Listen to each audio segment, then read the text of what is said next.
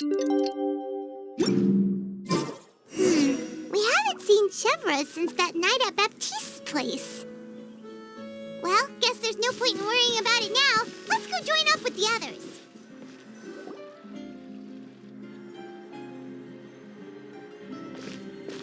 Good morning! Hayaka and I were just talking about you. Is Chevra still not joining us today? Probably not. We haven't seen her either. Huh? That's such a pity. Director Farina said that we've only got a few small scenes left before wrapping up the entire thing. She even said that she'll get me into a couple scenes so everyone will have a chance to shine in front of the camera. We were also planning on having a victory feast once we're all finished filming. You can join us, right? If only Chevros was here. I still haven't taken a photo with her. I'm afraid that can't be helped. Those special patrol folks are like phantoms when they've got a case on their hands. But to be honest, I'm even more concerned by what I read in the Steambird earlier this morning. It said that the killer in the murder case was none other than the author of the Two Musketeers. Oh yeah, I heard about that too. He came forward and confessed his crimes, but gave no explanation as to why he pulled the trigger. We didn't know about this case at all when we joined the film. Is it going to affect the reception of our work? From a pure publicity standpoint, this will draw a lot more attention to our film.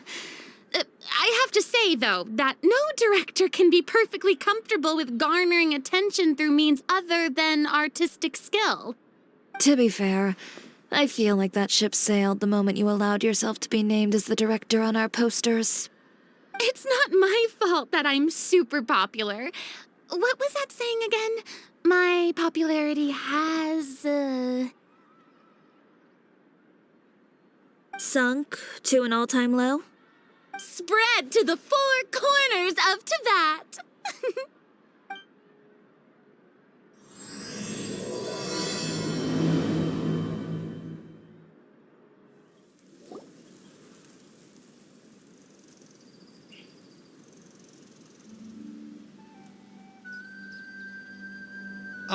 Excuse me, everyone. Xavier! Feels like it's been ages since we last saw you. I've been talking nonstop with the Film Association, and I'm absolutely swamped trying to coordinate the film's marketing. So forgive me for not being around more often, but please believe me when I say that I will make sure everyone's hard work gets the exposure it deserves. Oh, seems like you've been fighting your own battles. Yes, that's one way to put it. Oh, and before we begin the final round of filming, please allow me to finally introduce you to the original investor of our film, Mr. Morris. A pleasure to meet you all. Yes, glad to make your acquaintance, Mr. Morris. We've heard about the issues you've encountered with your financial situation, and genuinely hope that things have taken a turn for the better. Oh, well, the situation has indeed improved somewhat. Don't worry, Mr. Morris. Accidents and last-minute challenges happen all the time. There's no need to blame yourself over it. The good news is that we're almost done filming now, and I would even say that this is the best story I've ever seen. Is that so? I see, that's great news. All right, now that we've gotten all the pleasantries out of the way, let's get this show on the road. We'll mostly be filming typical people and scenery from the streets today to improve the sense of environmental ambiance in some parts of the film. Oh, and there'll be a cameo for Mr. Kamisato and Miss Yoimiya as well. They'll be used to show outsider perspectives on the fates of the Two Musketeers. That's right. Ayato should be here any minute. Excellent! Then let's start with the scenery shots. Camera and clapper loader, you're up. Yep, we'll be ready. Remember, all we need are some wide zoom shots of the streets. If you happen to find some particularly lovely patches of flowers and grass, feel free to grab some close-ups of those as well. Ready? Lights! Camera! Action! Okay, now move the camera slowly. need to focus on that flower. What's wrong? Just adjust the focal length a bit. Something the matter? Huh? But wasn't it working fine for all the days before? Veronique, can we try a different camera? No problem. How about this one? All right, let's give it another try. Lights, camera, action!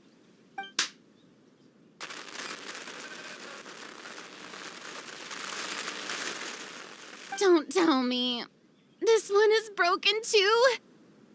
Veronique, do we have any other spare ones we can use? I'm afraid we only brought these two today. What? Then go find a workshop to get them repaired right away. Oh, and you too, Bono. Go find our spare camera in the warehouse and bring it back to the set. On it. Greetings, everyone. My apologies for the delay. Is something the matter, Ayaka? It seems like there are some issues with the filming equipment today. We're stuck for the moment. I see. Well, let's not just stand here twiddling our thumbs. Actors, to the makeup booth. We'll start on the next scene as soon as we get a working camera. The people at the workshop told me that the part which holds the lens in place seemed to have fallen off. That's super strange. It was perfectly fine just yesterday. Well, no time to dwell on that now. Let's get back to filming. Ahem! Quiet on set! Places, everyone! Lights! Camera! Action! By the way, have you heard about that recent murder case? Yes, I have. It seems that they've caused quite the commotion in the city. I heard that the chief of the guards is so mad about not catching the culprit that he's about to explode. Oh? I find that quite hard to imagine, considering how he already looks most days. Director, we have a problem. Oh, we're in the middle of a take! Couldn't you wait until we wrapped up this scene? No, Director, our film, all the finalized film that we've been keeping in the case has disappeared. Oh, wait, what did you say? Mr. Bono, please take me to where the film was kept right away. I'm coming too. No, Yoimiya, you have to stay here.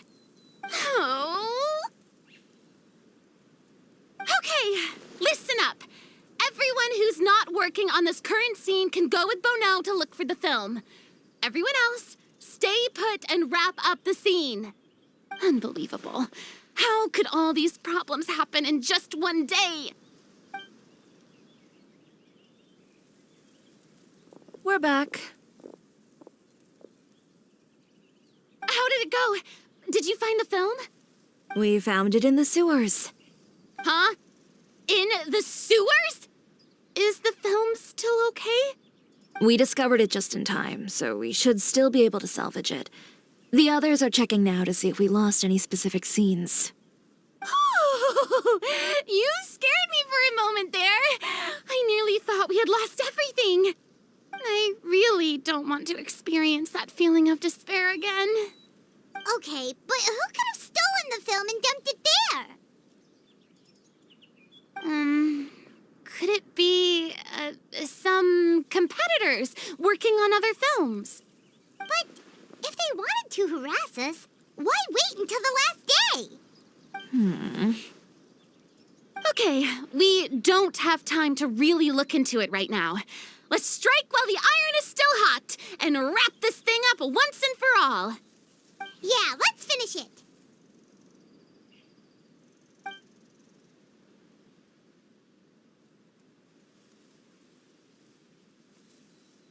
I would like to officially announce that our entry to the festival, The Two Musketeers, has now concluded filming! Paimon is spent. It's so late already. Even though the filming process proved to be extremely challenging, everyone provided valuable and unique contributions to the final product.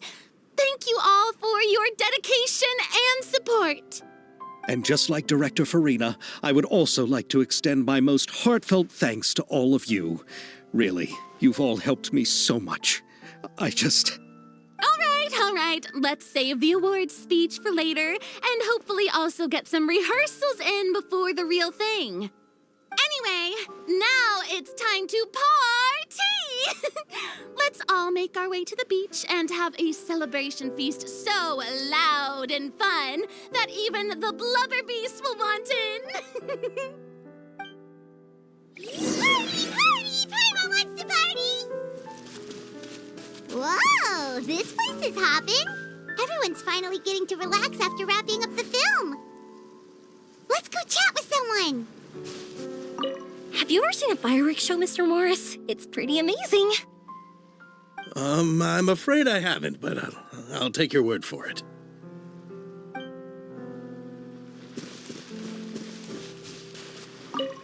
Oh, this is turning out to be quite the party.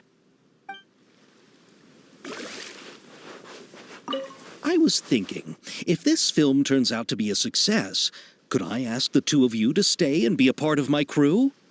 Of course, I'll definitely increase the pay for next time. I'd be more than happy to, Mr. Xavier. Thank you for the offer, Mr. Xavier.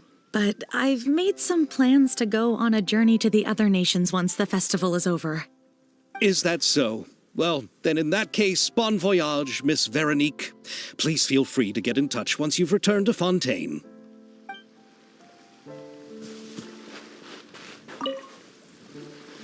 Farina! Oh, my darling clapper loader and camera operator. You've both worked really hard. Paimon thinks you worked even harder than us. Honestly, Paimon was getting a little tired of playing with the clapperboard by the end of it. Worst of all, Paimon started having dreams of you shouting, "Lights, camera, action!" into Paimon's ears. The actual dream can't even start until you've yelled that. Hey, if anything, shouldn't I be more grand and delightful than your dreams? We've been through so much together, and that's how your brain remembers me? That's not Paimon's fault. We've just used the clapperboard too much lately. Anyway, what's most important is that we've wrapped the film.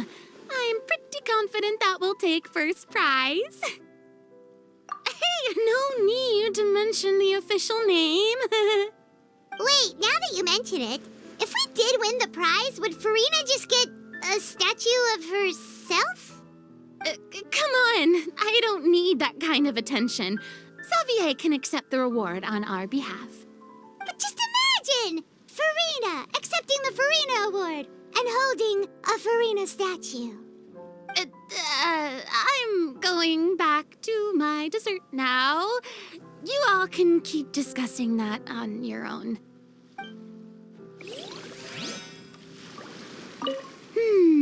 What kind of dessert should I try next?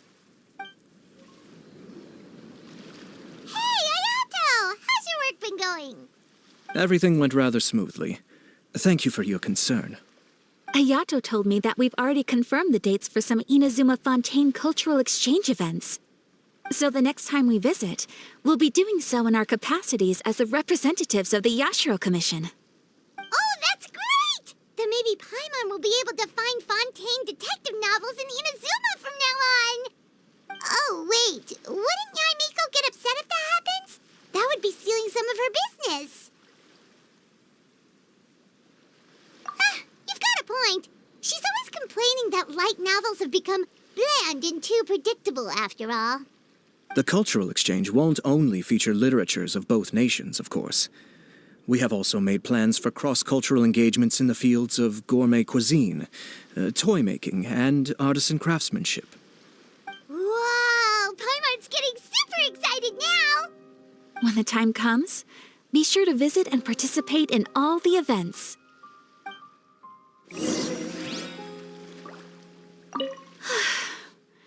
I wish we could have spent some more time here. Don't worry. It won't be long before we're back again.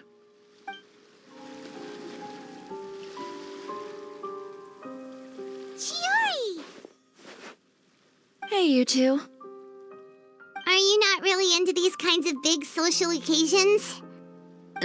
Not particularly. But this is still better than Fontaine Fashion Week. But if this film becomes a big hit, people will definitely come flocking to your shop. Yes, that's highly likely. As long as the film can premiere as planned. Are you still worried about the case? That and all the obstacles we had to face today. You're right. It's as if all our bad luck just manifested at once. But why today of all days? No, it's nothing. We've already delivered the film to the editors, so there should be nothing more to worry about. How are you doing, Mr. Morris? You having a good time? Well, you could say that. Do you happen to know when the party is scheduled to end? Judging by how much fun everyone's having, I'd say probably not until well after midnight. Is there something that you still have to take care of at home, Mr. Morris? Oh, well, I'm just not a late night person, so I might take off shortly. Oh no! Silly me. I almost forgot something super important. Oh, what is it? I prepared a whole batch of fireworks for the party, but I forgot to bring them over from the warehouse. Fireworks, you say? Well, that's truly a pity. Sorry things didn't go as planned. Could you help me carry them over, Mr. Morris? I won't be able to fetch all of them by myself. Me? Are you sure that you can't find anyone else? I just wanted to make this a surprise for everyone. The warehouse isn't far from here. We'll be there in no time. Pretty please, Mr. Morris. These are some of the best fireworks I've ever made. So I also want you to see them before you leave. They're stunning. I promise that they'll be a once-in-a-lifetime experience that you'll never forget. But... It's okay. Just come with me. If we're sneaky enough, nobody else will see us leaving. All right. The warehouse is right over here. I moved the fireworks there in advance, so it shouldn't be too much work bringing them back. It's still a ways away from the party. Sorry about that, Mr. Morris. It's probably because I'm used to carrying fireworks all the time, so it doesn't feel like a lot of work to me.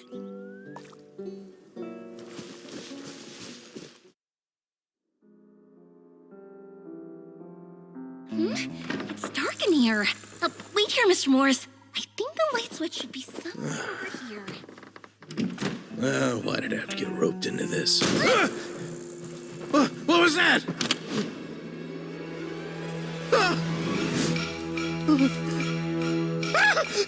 Who's there? Get me out! Get me out of here! Did you really think you'd get away, Morris?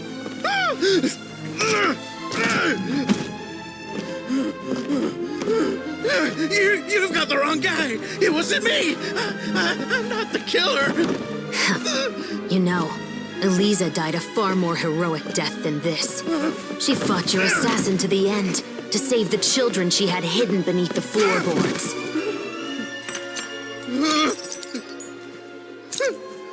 That is Eliza's pendant, the one with a photo of you two inside. The one you gave her. Ring any bells? It's a fake! It has to be! There's no way! No way your assassin didn't destroy it, you mean?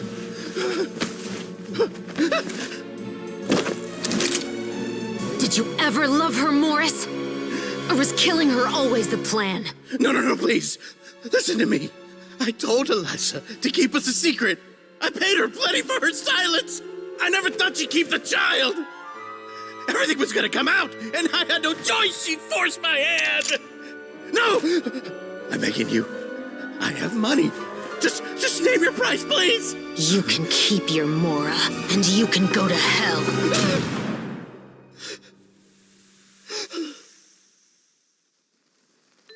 I'm Captain Shovraz of the Special Patrol. Morris, you're under arrest for Eliza's murder. Huh? You're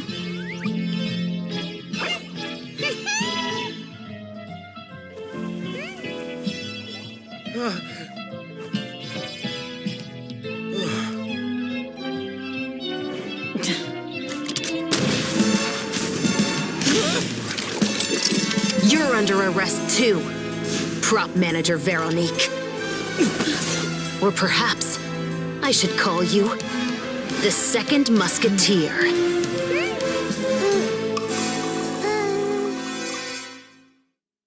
Wait, what's going on? This wasn't in the script. Drop the gun, Veronique. Why? Why would you keep me from exacting revenge on this heartless monster? Drop your weapon. This is my final warning.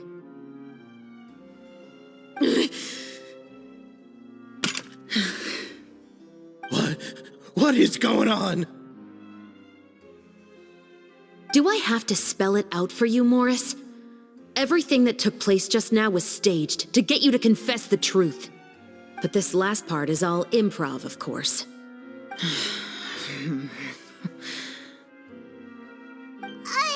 Chevrolet, you told us you wanted us to help you stage a play. You never said anything about the Second Musketeer.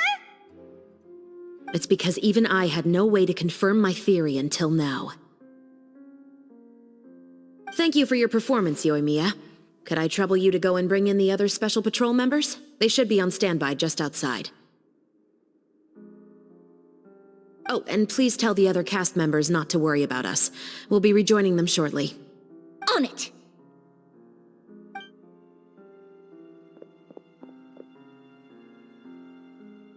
So what do you think, Morris? Care to talk about what happened 20 years ago? My patience is limited, you know. Don't force me to take you back to the interrogation room. I'd wager that you wouldn't last for more than a minute in there. With the recording we made, you have no chance of winning in court. Cooperating with us now is the most practical move. All right. I'll talk. I hired an assassin to murder Elisa. She once worked as a maid on my family's estate. She was very beautiful, and after some time I fell for her. We kept our relationship a secret and carried out an affair for some time, but it wasn't long before she became pregnant. And if my parents ever found out, they would have stripped me of my inheritance and status, driven me out of my home. I also didn't expect Elisa to insist on bringing the pregnancy to term. She even asked me to leave my family and travel far, far away with her. She believed that you were truly in love with her. I didn't have a choice. I gave her a large sum of mora, told her to leave the family and to get rid of the baby. But then years later, she sent me a letter. There were photos of 2 children, and she even asked if I could find some time to visit them. Huh? 2 children? Paimon thought Baptiste was the only... you mean... Even if she had the children against your will, you could have just ignored the letter entirely. Why kill her? I had just gotten engaged to be married to an heiress from another wealthy family. So if anyone were to find out about Elisa, my life would be completely ruined. I didn't have a choice. No, you always had a choice. You just made the wrong choice. Again. Do you know how it feels to watch your mother be killed right in front of you? My brother and I were hardly even school age yet. We were hidden beneath the floorboards, grasping each other's hands like a lifeline. We were so terrified that we didn't even know we could ever take a breath. All we could do was to watch Mother try to fight back, and then collapse to the floor. Even after the assassin left, we were still too terrified to leave our hiding spot. We thought that he might come back.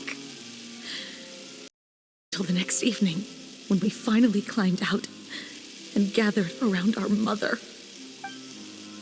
But she had already become cold and stiff to the touch.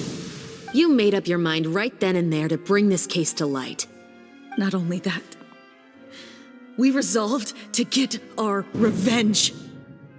And that's why you became the Musketeers. No, that's why I became a musketeer. The man from before was also killed by me. My brother had nothing to do with it. I figured as much. You did?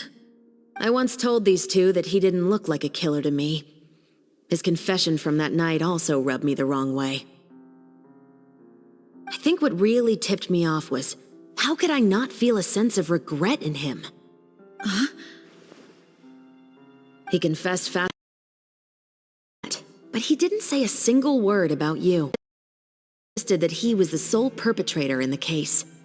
But after the questioning ended, I disassembled the musket we dug up from his backyard, put it in front of him, and told him to reassemble it. Wanna guess how far he got? He had no idea where to even start. He's never touched a gun in his life. Based on that, I determined that he was not acting alone. He only surrendered himself to draw our attention and create a moment of opportunity for his partner. So, I decided to play along. And as expected, the second musketeer followed us without hesitation once she saw Morris get separated from the rest of the cast.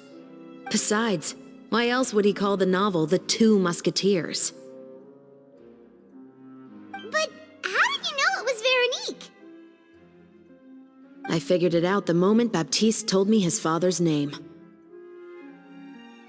That so-called financial crisis was all just a ruse. He just wanted to sign up as the investor and then leave the film without any source of funding. After all, he has a vested interest in minimizing the reach of this story. It's really just the same thing as what he did to Eliza all those years ago. Human scum. But then Xavier pulled out all the stops and got the film made against all odds. Morris couldn't have that. With the killer in custody, he figured it was safe to act.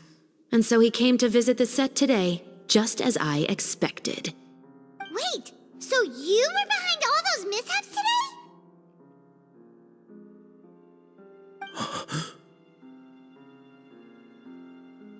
As for the identity of the second musketeer, I assumed they'd probably stay close to Morris and look for an opening. And if they already knew that Morris was the film's investor, then that narrowed the list of potential suspects as well. Furthermore, being the props manager would allow the culprit to avoid scrutiny by purchasing mechanical parts in the name of the crew. With that hypothesis in mind, I went back to check Baptiste's orphanage adoption records. Guess whose name I saw on the same page, just a few lines from his. My brother. He trusted you. As in, he trusted me to perform the deed on his behalf? He trusted you to stand on the side of justice. I am. I thought you could do it as well.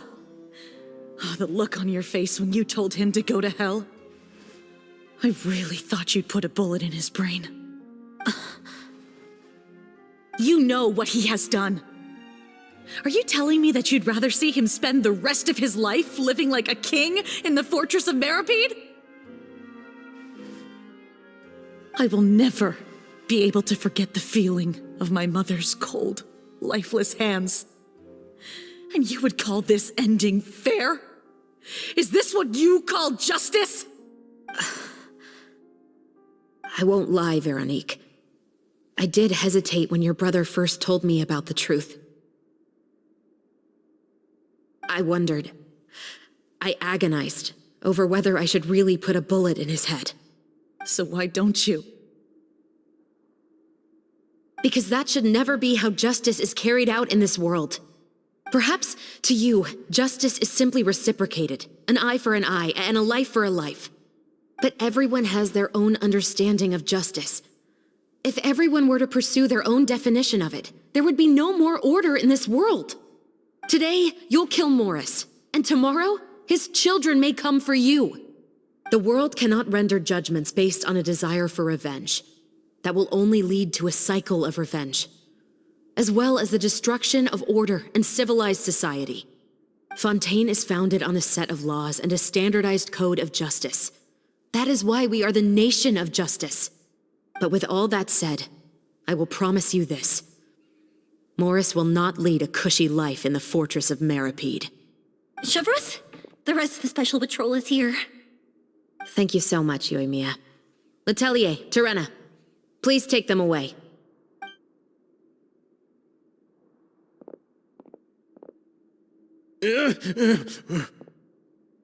I still can't agree with your reasoning.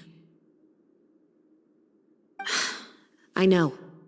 Justice has not been delivered. At least, not today.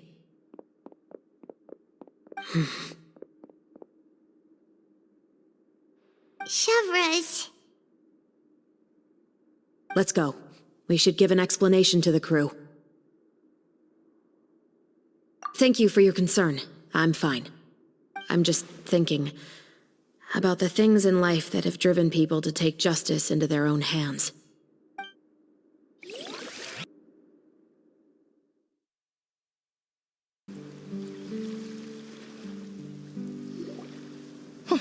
Who would have thought Morris would turn out to be...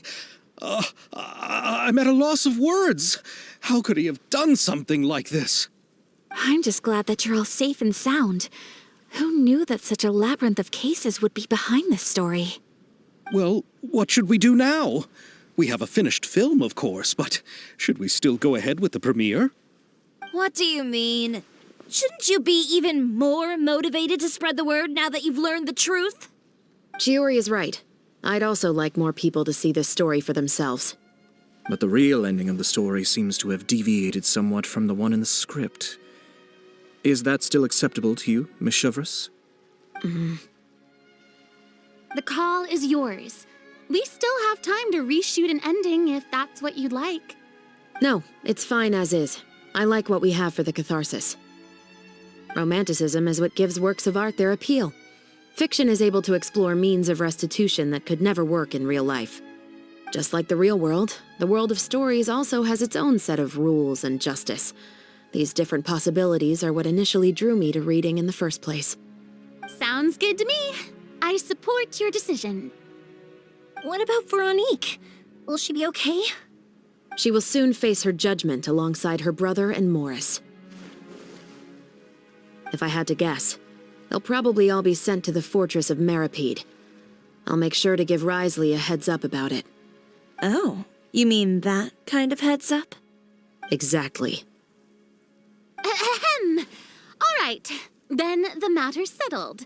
Now that everything's been taken care of, there's no reason for us to keep looking all gloomy and grumpy.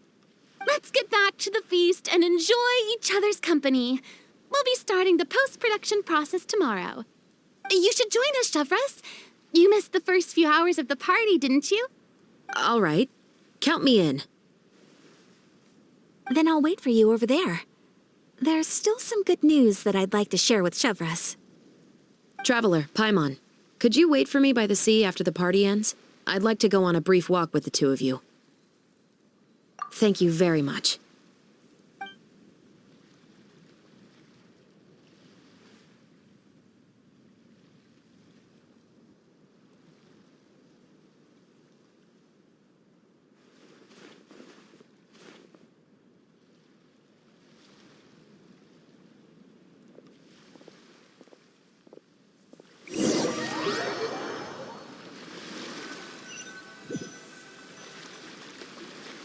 Sorry for the wait.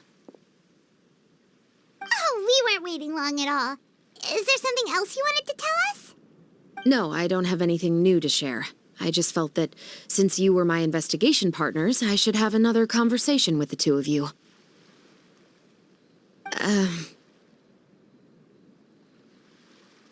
Traveler, how would you have responded to Baptiste's request if you were in my shoes?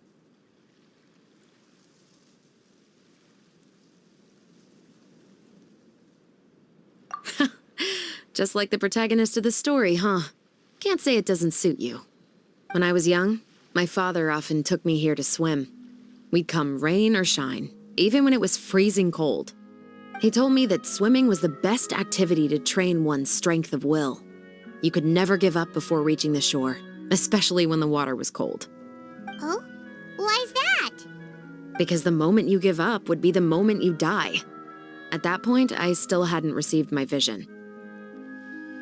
One winter, The chilly wind felt almost like knives on my skin, and the seawater was so frigid that it numbed my toes the moment I stepped in. I cried and begged my father to spare me from having to swim across, but he wouldn't listen. He used to be a member of the Special Patrol as well. You could say it was his way of educating his children. That sounds awful. When he saw that I wouldn't stop crying, he just picked me up and tossed me into the icy water. The bone-chilling cold took away my senses. I couldn't feel anything but fear and rage. I waited for my father to save me, but one look and I knew he'd already started swimming for the opposite shore. I realized that if I were to give up, I really would die right then and there. I used all of my strength to try and catch up to my father. Those few minutes felt longer than my whole life up until that point. I did, however, make it to the other side. I've never felt afraid about anything in my life after that, nor have I ever cried again. That way of teaching would have never worked on Paimon. Yeah, I don't think that was the right method for anyone.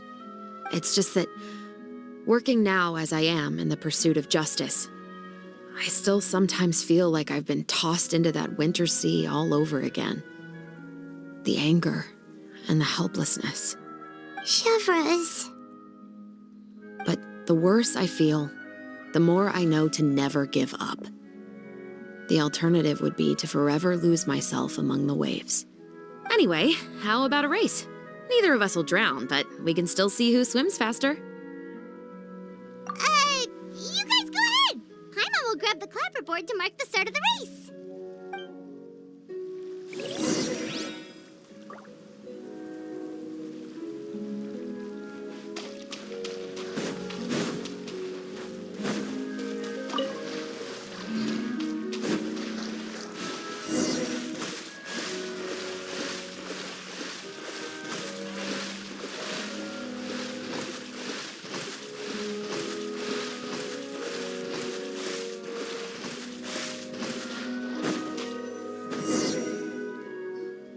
Whoa, that felt good. You were so fast in the water, Chevreuse. You were swimming even faster than Paimon can fly. So, about the Special Patrol, did you join because of your dad? Partly, but I'd say I was more inspired by the heroes I read about in stories growing up. Oh, so it's due to your love of stories. Of course, it was only after I joined the Special Patrol that I learned that truth is often stranger than fiction. Come on, let's walk a bit more.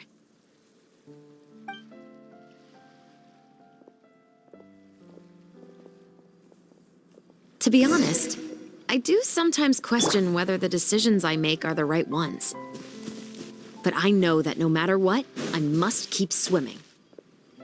Because the only thing I've got my eyes on is the shore in the distance.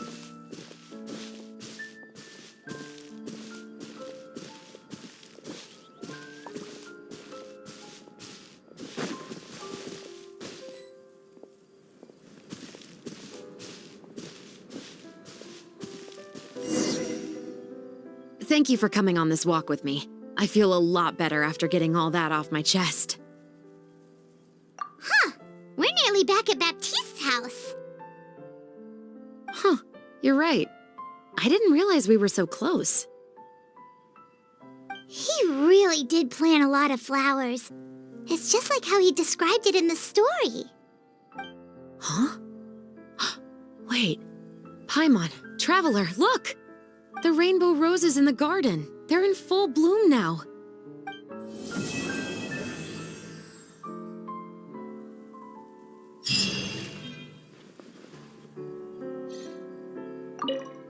Even though it's a bit late, I must thank you for investigating this case with me. Not on behalf of the Special Patrol this time. It's a personal expression of gratitude from yours truly. Oh, you want to hear more about my father? To be honest, I didn't spend that much time with him. He was always busy with the Special Patrol, so he would often return home really late at night. Some nights, he didn't come home at all. Once, he didn't come home for a long time, maybe a whole week or so. When I went out to buy food, I learned that he had become a criminal, and by extension, that made me a criminal's daughter. But we can talk about that another day. I actually have a lot of sympathy for Veronique and Baptiste. I can understand the hatred they feel for their father. But that doesn't mean I'll allow them to walk the path of evil, even if it might lead to another sense of justice. Films are different from the real world. They're a form of art and represent the wishes in people's hearts. I adore the two Musketeers, and I'm very happy to have had the opportunity to act the role as one. I can't wait to catch the film when it premieres in the Opera House. I'm looking forward to seeing the audience's reaction to the climactic ending. Thank you for looking out for me. I'll see you at the award ceremony. I'd be very surprised if we don't win.